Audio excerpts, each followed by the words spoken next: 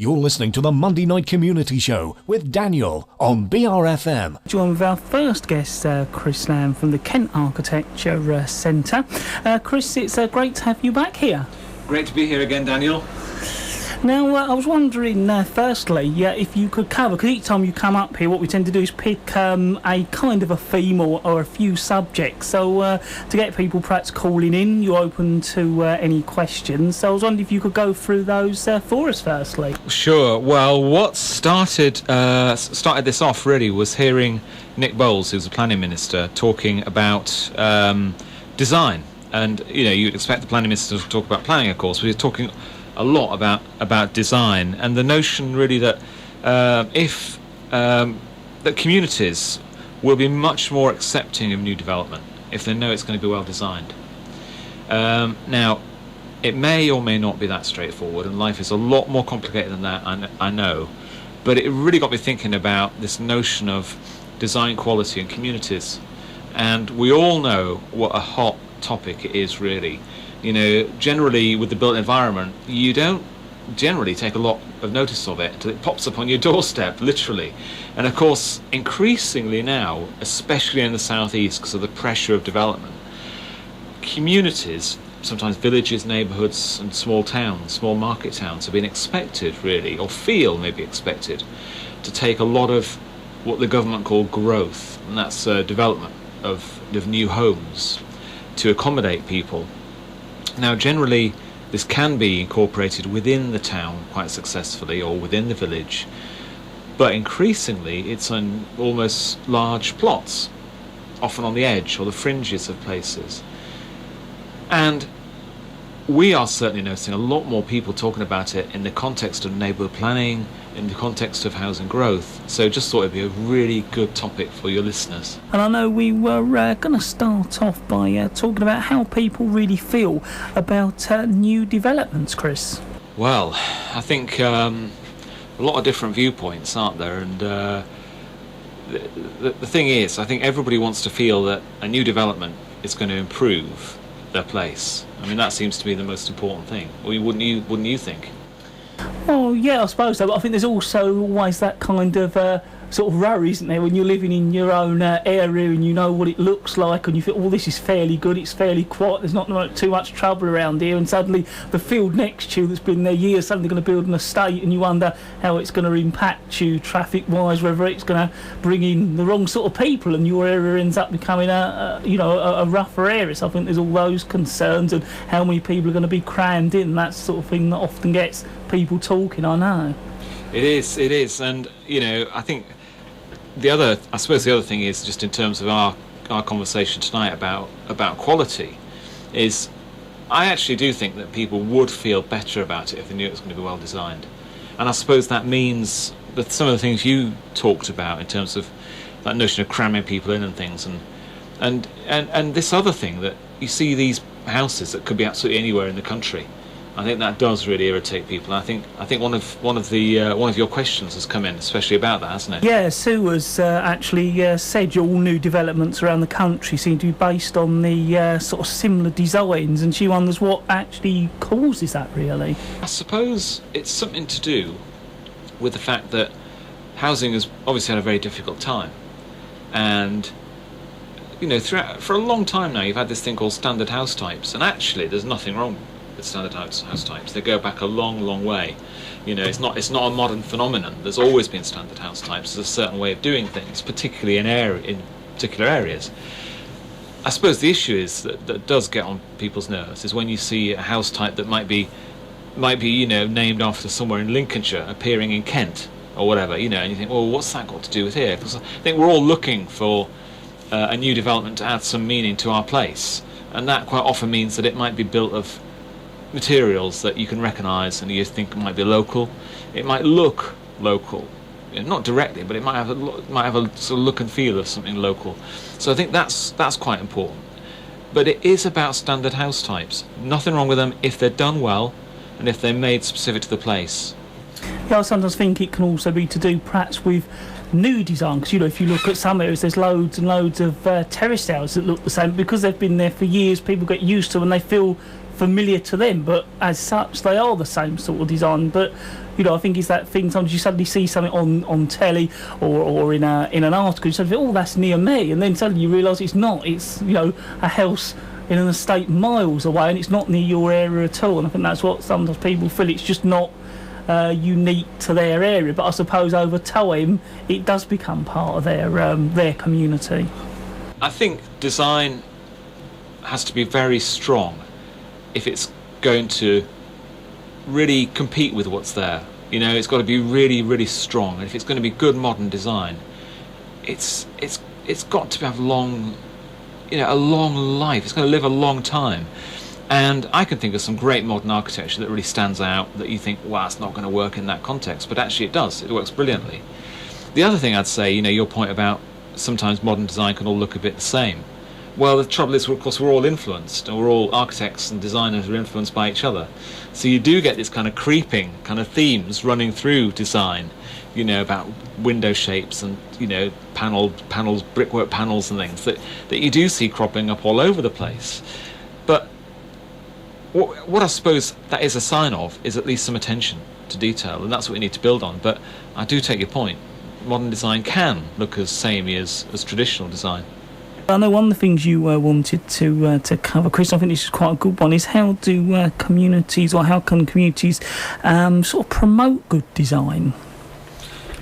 I think the key thing is to get involved in your community. If you have a parish, your parish council, that's a really good thing to get involved with straight away.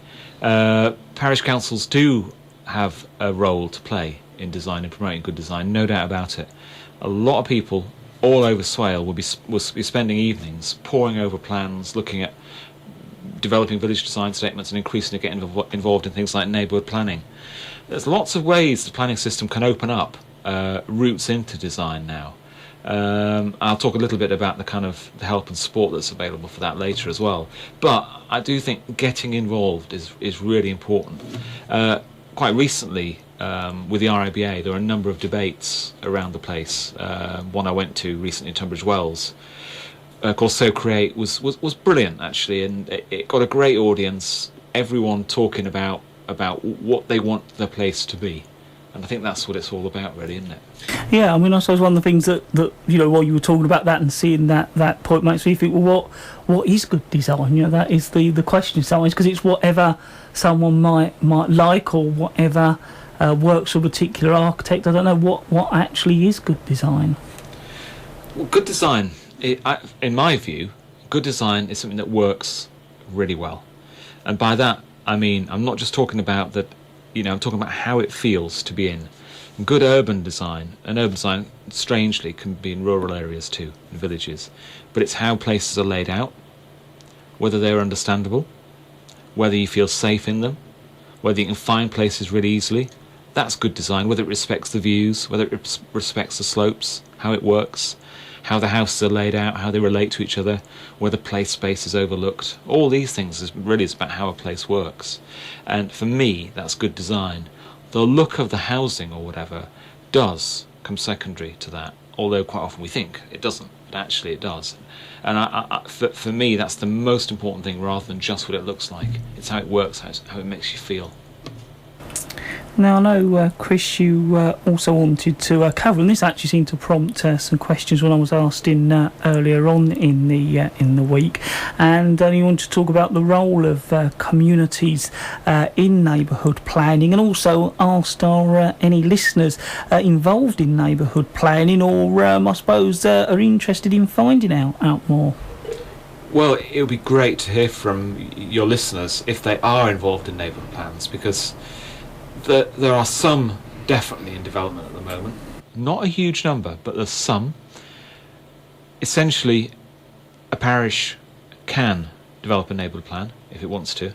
It can do that, and frankly, at the moment, it probably needs to get on with it in terms of getting ahead of the planning process and making things happen.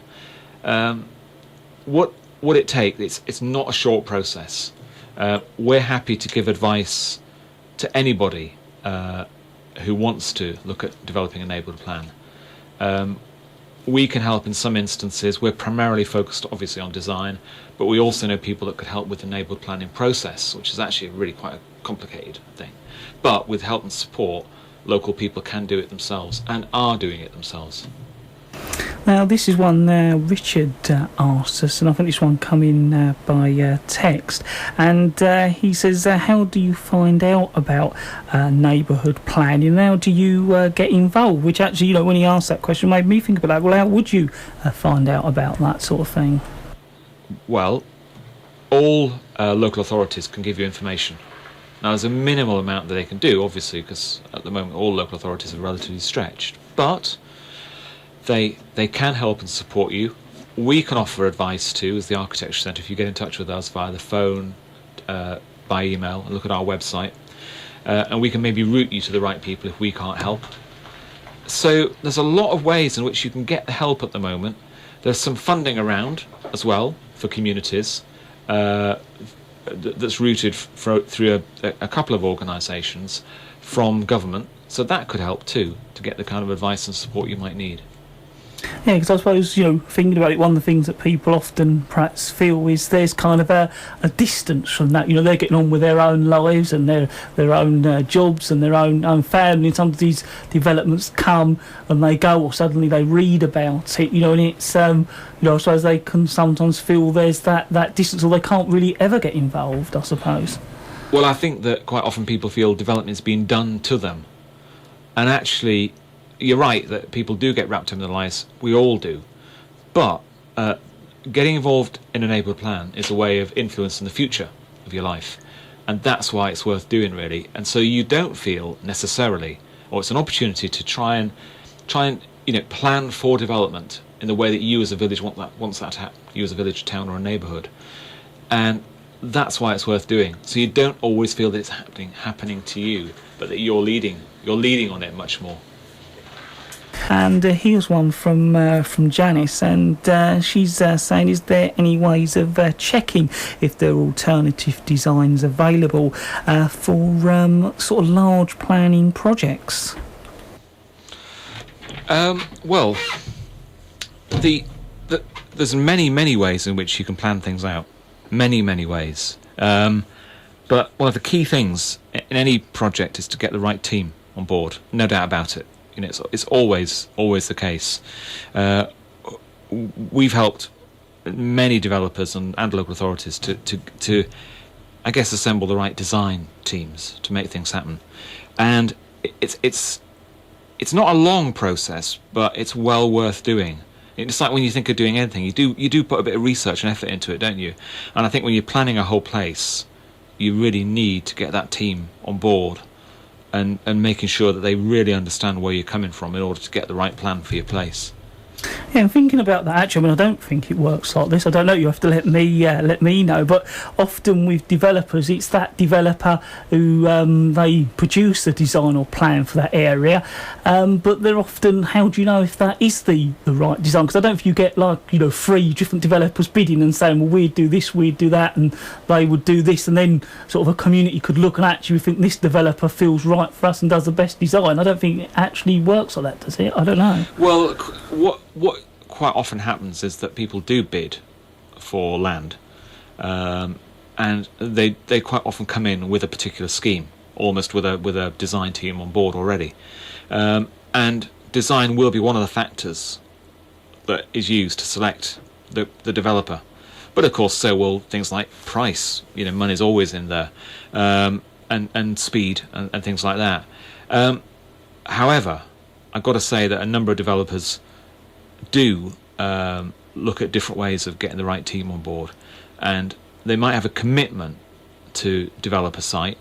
I mean, we helped a house builder recently go through a selection process, and we interviewed about 5 different design teams who were asked to show proposals for the site of how they would do it, and they were all different. There were some common themes, but they were all basically different. There's never one solution for a site, but when you find a quality one. And that kind of process does demonstrate that actually some developers are very open to making sure that they get the right scheme for that site and the right team on board. Now, looking at some of the questions Natasha's asked, and I think this is more about perhaps being an individual and having any sort of say. And she's saying if there's not a neighbourhood sort of planning in your area, the community aren't sort of together in that way, and you believe something isn't a good design or a poor design, what would be the best ways to, or who would you contact, I think she's saying, and how would you find out if anyone really agrees with you and that is a sort of a problem in your area? Yeah, that is a really interesting question, because you can quite often feel that you're the only voice in this. We run a program called Design Review, which looks at schemes looks at schemes at the very earliest stage of the planning process, way before they've gone into a planning application, just when the building blocks of a project are there. And Design Review really is a way of bringing a group of experts together, or specialists, design specialists together, to look at a project and to assess its design quality, but also constructively to work out how best to move it on through the planning process. Now, usually we're contacted by local authorities or developers, but it's beginning that communities are starting to contact us because they're not happy with a particular development and they'd like to see it design reviewed, and there's absolutely no reason they can't get in touch with us. And we would have to then contact the local authority and or the developer, but we would love to hear from communities who would like to see schemes design reviewed. I'm thinking about that. Could a group of residents get together and make some sort of community group to sort of combat that? And would they be listened to? Because I suppose the other problem is, sort of big companies or big architect groups might just, say, well, just a group of residents with no experience, would they actually even be listened to if they did that? Well, Danielle, I think there's two things there. One thing is that we could work with them, so we form a joint kind of panel, which would be really interesting, specialists and local people who are specialists in their place, experts in their place. And the other thing is, I think the reality is that actually I think communities, if they're organised, if they know what they're doing, do have a big impact on what might happen in a community. What they need to do, I think, is to begin to articulate what's great about their place and project it through maybe a neighbourhood plan or through just negotiating with the developer. And we, as the Architecture Centre, because we're neutral, independent and not-for-profit, we get asked sometimes by developers to work with the community on an entirely impartial basis, just to ask that community, well, what do you think of this place and what might it become? So I think increasingly developers are understanding that communities have quite a lot of power and really increasingly want to work with communities to get the right planning application for that place. And we got a question from Tim and Chris, and they're kind of talking about the same sorts of things, and it's all about being aware of what's happening. And often the first time you sort of hear about anything happening, you read it in the local paper that it's been approved, or perhaps you get something through your door telling you that that's going to be happening in your area, and you may kind of think is that too late at that stage, really? Well, I mean, what do you think, Danny? I think it is a bit late, isn't it? Because, I think for something that touches all our lives, the built environment, it does seem a bit difficult to get into sometimes, before it actually starts being built. And I think everybody has a will to change that. Everybody wants to make the planning process, in many ways, more open. But I guess probably you don't feel that, do you? Where you're sitting looking at, No, probably not, I suppose. Yeah, I mean, I would probably have to agree to a certain extent, unless you go out of your way or you're really involved in planning, you probably just wouldn't know until you read it in the paper or something comes through your door. That would be the first time you would hear about it.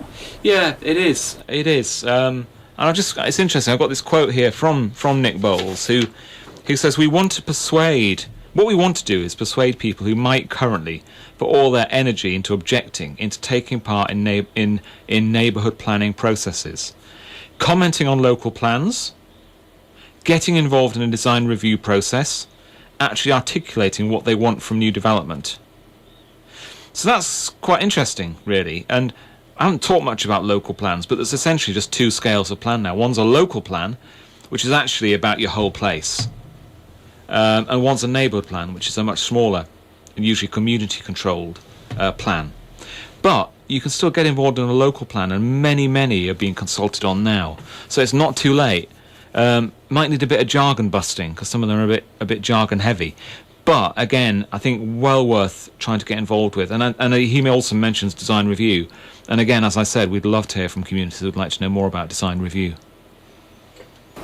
Yeah, because I suppose that, as I said before, I think that's the thing that immediately makes me think, you just don't know whether you can get involved and how to do it, or whether you should get involved, or if you get involved, are you suddenly going to be tied down and be involved in something you never planned on getting involved in. I think that's the thing that I find would often put people off, which is probably the case with a lot of different areas, but I think planning is one of those where people just in the end just let it happen. It's not till something big happens or something comes out and then it suddenly becomes a big issue, and that is probably too late. Well, it is, and quite often then you feel like it's being imposed on you rather than you controlling it in any way. I think the thing is that it can be quite light touch. You can make a comment on a local plan. You can do that quite easily, usually through the website of a local authority. You can get together with your parish council and develop a neighbourhood plan. That is going to take you a lot longer.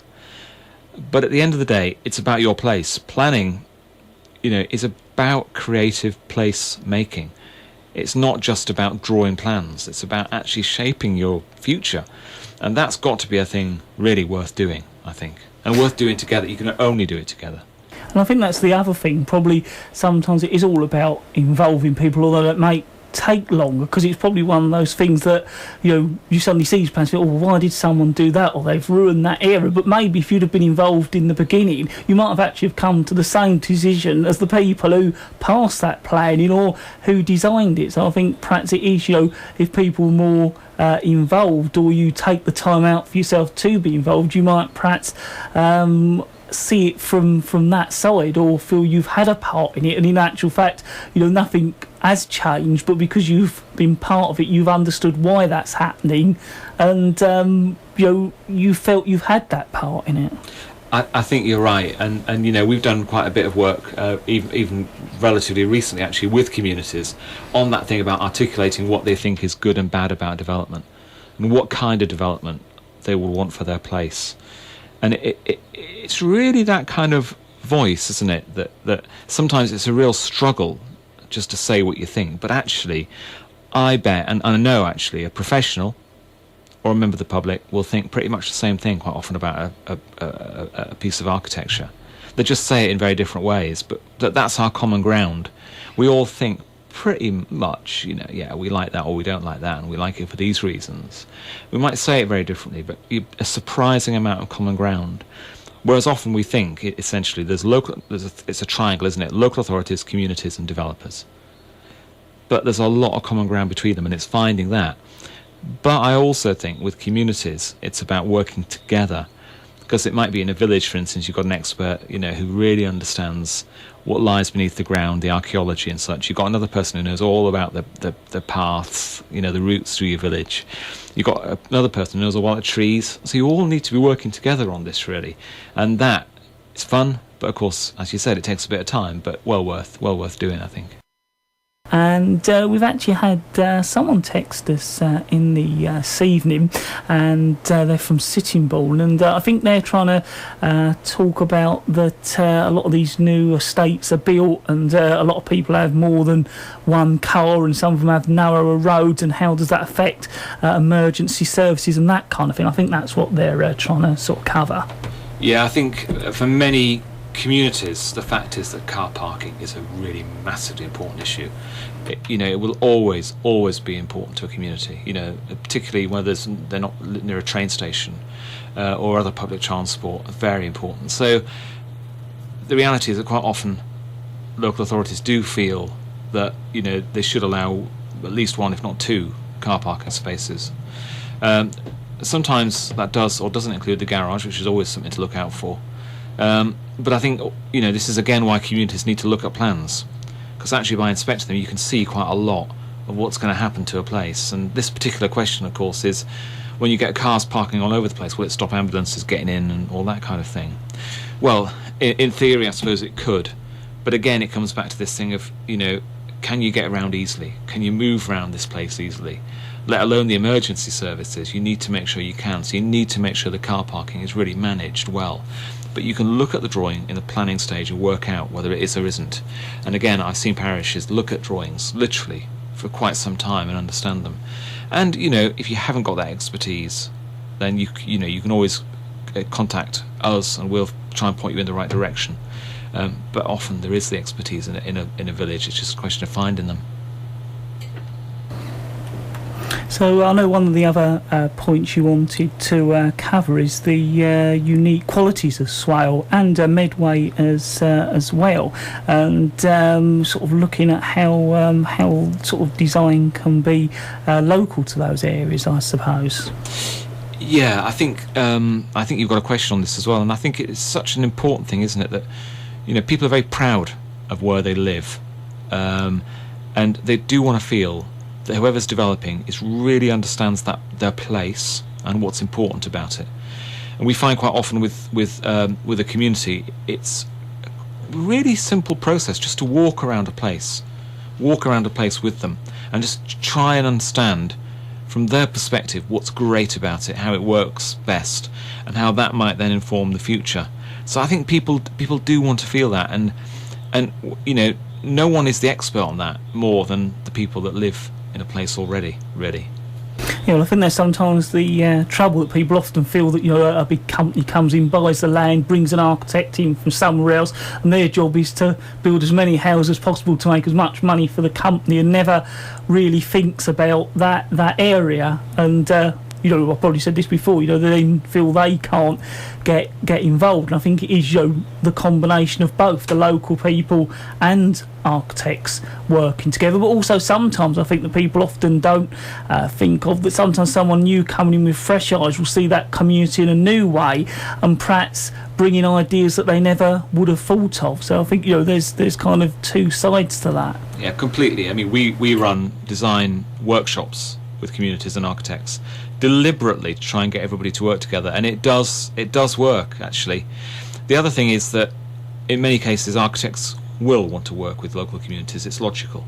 It's about getting the product right. You're right. The part of the equation will be about getting the right numbers, but you also want the design that works for the place, and you also want the design that works for the community.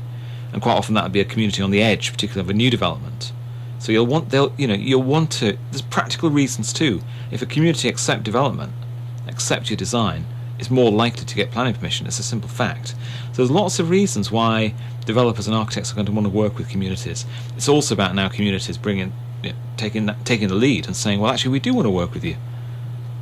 Yeah, I think hopefully I haven't covered this one. Darren has said, who do you think has the biggest influence in the design of new developments at the moment? Well, there's no doubt about if you have a strong architect designing a project, you'll get a lot of their viewpoint. You really will.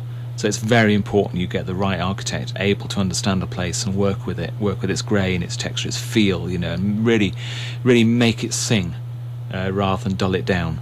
I think it would be the best way to put it. So the architect's important, the planning authority who decides with the community where things go. What in the local plan, there's these things called allocations. Very, very important in terms of where things go in a local area. So that's important. And of course, the planning process, the planning committee will decide what gets planning permission and what doesn't.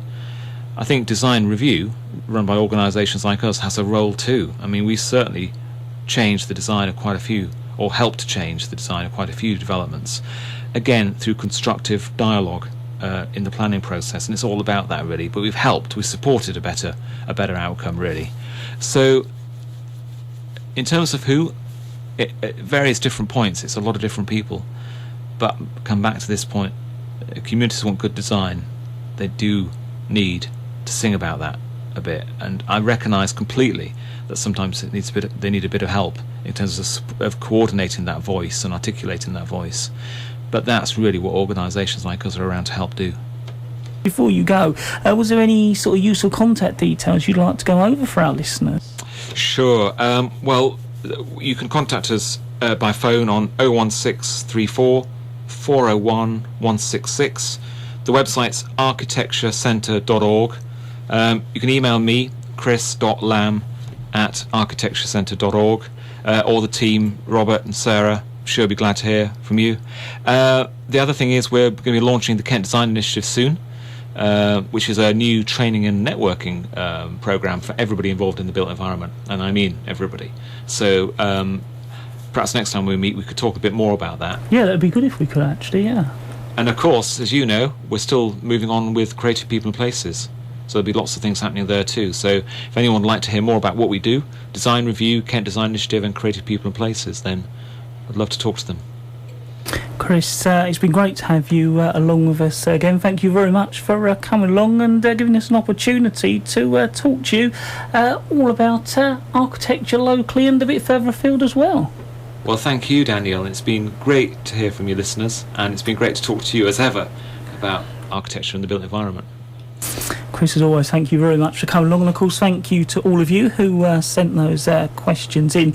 It always is good to hear from you as always. This is BRFM 95.6 right here at the island's very own local community radio station. I've no doubt we'll catch up with Chris in a couple of months' time.